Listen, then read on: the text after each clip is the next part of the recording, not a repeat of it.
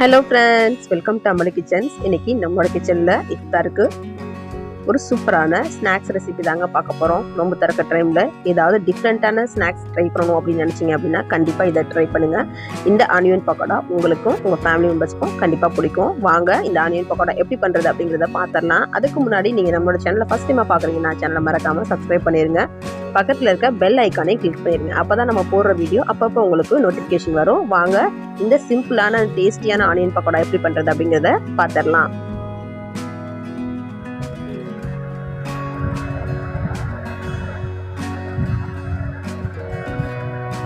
இப்போ ஆனியன் பக்கோடா பண்ணுறதுக்கு பார்த்தீங்கன்னா ஒரு 1/2 கிலோ அளவுக்கு பெரிய வெங்காயம், அதை பார்த்தீங்கன்னா ரவுண்டாக வந்து இந்த மாதிரி கட் பண்ணி வச்சுருக்கோம்.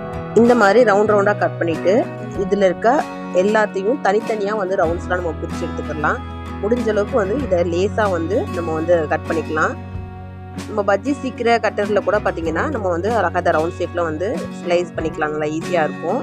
ஸோ இது எல்லாத்தையும் தனித்தனியாக வந்து நம்ம வந்து பிரித்து எடுத்துட்டோம் அப்படின்னா நம்ம பஜ்ஜி மாவு போட போகும்போது நமக்கு வந்து உதிரியாக கிடைக்கும், ஒன்றோட ஒட்டிகிட்டு இருக்காது, நல்லா மொறுமொறுப்பாகவும் இருக்கும்.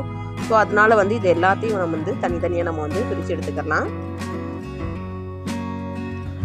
இப்போ பார்த்தீங்கன்னா நம்ம வந்து எல்லா வெங்காயத்தையும் வந்து தனித்தனியாக வந்து நம்ம பிரித்து எடுத்துட்டாச்சு. இப்போ இதில் வந்து சேர்க்க வேண்டிய இன்க்ரீடியன்ஸ்லாம் நம்ம சேர்த்துடலாம். ஃபஸ்ட்டு பார்த்தீங்கன்னா இதில் வந்து ஒரு பிடி அளவுக்கு கொத்தமல்லி சேர்க்குறோம், பொடியாக நறுக்கி சேர்த்துக்கலாம். அது கூடவே பார்த்தீங்கன்னா காரத்துக்கு ஒரு பச்சை மிளகா பொடியாக நறுக்கி சேர்க்குறேன். உங்களுக்கு தேவையான அளவுக்கு நீங்கள் காரம் சேர்த்துக்கலாம். கருவேப்பிலை பொடியாக நறுக்குனது அதையும் இது கூடயே சேர்த்துடலாம். இப்போ பஜ்ஜி போண்டா மிக்சட் மாவு ரெடிமேடாக இருக்குல்ல, அது வாங்கிக்கிறோம் சக்தியில். இதில் பார்த்தீங்கன்னா 3 டேபிள் ஸ்பூன் அளவுக்கு இப்போ நம்ம சேர்த்துக்கலாம். பத்தலை அப்படின்னா நம்ம திரும்பி கூட மிக்ஸ் பண்ணிவிட்டு அதுக்கப்புறம் நம்ம சேர்த்துக்கலாம். மொத்தமாக எல்லா மாவையும் போட்டோம் அப்படின்னா ரொம்ப மாவு நிறையா இருந்துட்டாலும் அது வந்து கிறிஸ்பியாக இருக்காது. ஸோ பார்த்துட்டு அதுக்கப்புறம் தேவைப்பட்டால் நம்ம திரும்பி கூட நம்ம ஆட் பண்ணிக்கலாம். இப்போ இது கூடவே பார்த்தீங்கன்னா ஒரு 1/2 டீஸ்பூன் அளவுக்கு நம்ம உப்பு சேர்த்துக்கலாம். உப்பு வந்து பார்த்து சேர்த்துக்கோங்க. ரொம்ப அதிகமாக சேர்த்துட்டோம் அப்படின்னாலும் ஆனியன் பக்கோடாவுக்கு நல்லா இருக்காது. ஸோ பார்த்து உப்பு தேவைன்னா திரும்பி கூட சேர்த்துக்கலாம். அவ்வளோதான். இது எல்லாத்தையும் இப்போ திரும்பி ஓரெல்லாம் வந்து நம்ம வந்து தண்ணி சேர்க்காமல் நல்லா வந்து பிசைஞ்சு எடுத்துக்கலாம். அதுக்கப்புறம் கொஞ்சமாக வந்து தண்ணி தெளித்து விட்டு தான் நம்ம வந்து இதை பிசைஞ்சு எடுத்துக்க போகிறோம். ஒரு மொத்தமாக தண்ணியை ஊற்றிடாமல் கொஞ்சமாக நம்ம தெளிச்சுக்கணும். இந்த ஆனியன் பக்கோடாவுக்கு அப்படிங்கிறதுக்கு வேலை அப்படிங்கிறது ரொம்பவே குறைவு. நம்ம வந்து இந்த வெங்காயம் கட் பண்ணுற டைம் மட்டும்தான். மற்றபடி இந்த மிக்சிங்கில் ரொம்ப ஈஸி, வேகமாகவே நம்ம பண்ணக்கூடியதாக இருக்கும். ஸோ இது எல்லாத்தையும் வந்து நல்லா மிக்ஸ் பண்ணிக்கலாம். இப்போ பார்த்தீங்கன்னா தெரியும், இன்னும் கொஞ்சம் கூட மாவு சேர்க்கலாம். அதில் வந்து ஆனியனில் மாவு ஒட்டாமல் இருக்குல்ல. ஸோ இன்னும் கொஞ்சம் ஒரு 3 டேபிள் ஸ்பூன் அளவுக்கு வந்து நம்ம மாவு சேர்த்துக்கலாம். டோட்டலாக இந்த 1/2 கிலோ ஆனியன் பக்கோடாவுக்கு போடுறதுக்கு ஒரு 3/4 பாக்கெட் அளவுக்கு வந்து எனக்கு வந்து இந்த பஜ்ஜி மாவு தேவைப்பட்டது.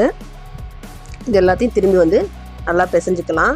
திரும்பவும் சொல்கிறேன், நல்லா பிசைய போகும்போது நீங்கள் வந்து தண்ணி தெளித்து விட்டு பிசையணும், தண்ணி ஊற்றி பிசைஞ்சிடாதீங்க. முடிஞ்ச அளவுக்கு வந்து அது ஒன்றோட ஒன்று ஒட்டி இருக்காமல் எல்லாத்தையும் நம்ம வந்து தனித்தனியாக பிரித்து விட்டு லைட்டாக வந்து நம்ம தண்ணி தெளித்து விட்டு பிசைஞ்சிக்கலாம். ஸோ இதே மாதிரி கொஞ்சமாக வந்து நம்ம தண்ணி வந்து கையில் தெளிச்சிக்கிட்டு அதுக்கப்புறம் வந்து நல்லா பிசைஞ்சு எடுத்துக்கலாம். அவ்வளோதான், நம்மளோட ஆனியன் பக்கோடாக்கான மிக்சர் வந்து ரெடி ஆயிடுச்சு. இப்போ பார்த்தீங்கன்னா தெரியும் எந்த அளவுக்கு இருக்குதுன்னு சொல்லி. ஓவராக மாவும் இல்லை, அதுக்காக வந்து தண்ணியும் அதிகமாக இல்லாமல் கரெக்டான பதத்தில் இருக்குது. இந்த மாதிரி நீங்கள் ரெடி பண்ணி எடுத்து வச்சுக்கோங்க. இப்போ நெக்ஸ்ட்டு பார்த்தீங்கன்னா எண்ணெய் காஞ்சிட்ருக்கு. கடாயில் எண்ணெய் தேவையான அளவுக்கு பொரிக்கிறதுக்கு தேவையான அளவுக்கு எண்ணெய் ஊற்றிட்டேன். அது நல்லா பார்த்தீங்கன்னா காஞ்சிட்ருக்கு. எண்ணெய் நல்லா காஞ்ச பின்னால் அடுப்பை வந்து மீடியம் ஃப்ளேமில் வச்சுட்டு நம்ம வந்து உதிரியாக வந்து எண்ணெயில் இந்த பக்கோடாஸை வந்து உதிர்த்து விட்டுக்கணும்.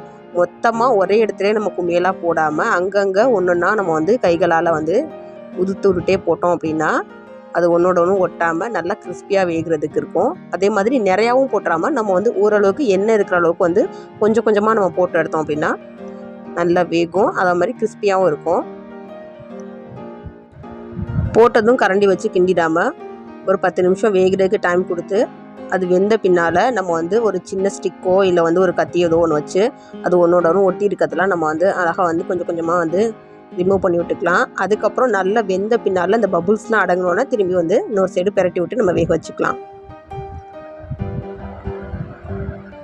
இப்போ ஒரு சைடு நல்லாவே வெந்துருச்சு. இந்த பபுள்ஸும் ஓரளவுக்கு பார்த்திங்கன்னா நல்லா அடங்கிடுச்சு. இப்போ வந்து இன்னொரு சைடு வந்து பெரட்டி விட்டு நம்ம வேக வச்சு எடுத்துக்கலாம். 2 சைடும் நல்லா வந்து கிறிஸ்பியாக வேகணும். முடிஞ்ச அளவுக்கு அந்த வந்து எண்ணெயில் இருக்க பபுள்ஸ் அடங்கின பின்னால் எடுத்தோம் அப்படின்னா வெந்தது கரெக்டாக இருக்கும். அவ்வளோதான், இப்போ நம்மளோட ஆனியன் பக்கோடா வந்து ரெடி ஆயிடுச்சு. இது எல்லாத்தையும் ஆயிலேருந்து நல்லா வந்து உதறி விட்டு நம்ம வந்து எடுத்துக்கலாம். அவ்வளோதான் ஃப்ரெண்ட்ஸ், நம்மளோட டேஸ்டியான சிம்பிளான ஆனியன் பக்கோடா வந்து ரெடி ஆயிடுச்சு. கண்டிப்பாக இந்த ரெசிபி உங்களுக்கும் உங்கள் ஃபேமிலி மெம்பர்ஸ்க்கும் பிடிக்கும். நம்மளோட இந்த வீடியோ பிடிச்சிருந்துச்சுன்னா லைக் பண்ணுங்க. உங்கள் ஃப்ரெண்ட்ஸ் அண்ட் ஃபேமிலி பார்க்கணும்னு நினச்சிங்கன்னா வீடியோவை ஷேர் பண்ணுங்க. மறக்காம சேனலை சப்ஸ்கிரைப் பண்ணி பக்கத்தில் இருக்க பெல் ஐக்கானை கிளிக் பண்ணுங்க. தேங்க்யூ ஃபார் வாட்சிங்.